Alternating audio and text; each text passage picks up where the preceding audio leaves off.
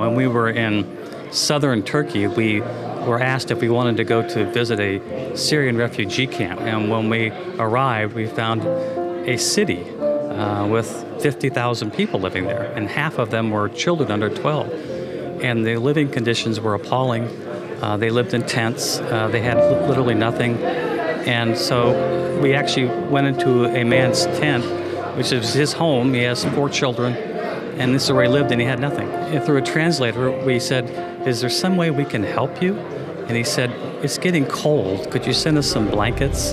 And so we decided right there that we would start this blanket drive. We went back to that same camp about 2 months later and said, "Can you find this gentleman who we met?" And they said, "What's his name?" We don't know. But he was a policeman from Damascus. And so they went out and they found him. And then when we saw him, he came forward and he said, "You came back?" And we said, "Yes. And we brought 40,000 blankets for you." And he got on his knees and wept and said, "You men are from God."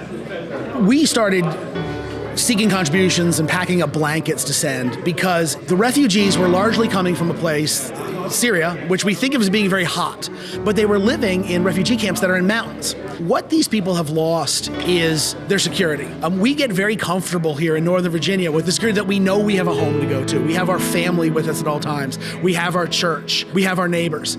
These people have lost all of that. And they've not just lost the physical manifestations of those things, but they've lost the emotional security that comes with them.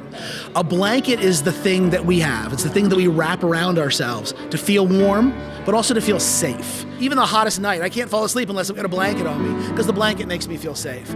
And part of what we want to do by providing these blankets is make these people feel safe, in some cases for the first time in a very long time. And we need to do what we can to make them feel that security again until they're able to reassemble their country and put that back together again as well. It was not hard to send out the word to the many faith communities in Fairfax County. Someone asked Paxton Van Lines for help, and they absolutely said, of course, they were on board. So everything just fell together. It was waiting to happen. Every once in a while, everything comes together, and it was meant to be.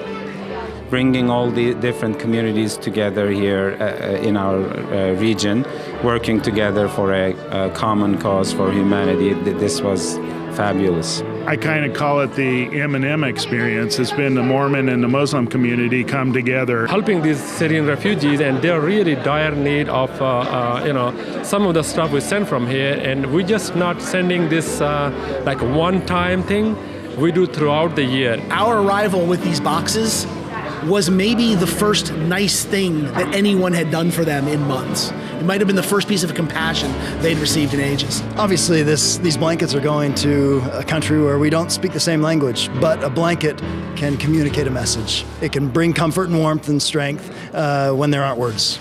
I love to think about a little Syrian girl or boy or woman or man getting that blanket and knowing that someplace on the other side of the globe, people cared and were thinking about them.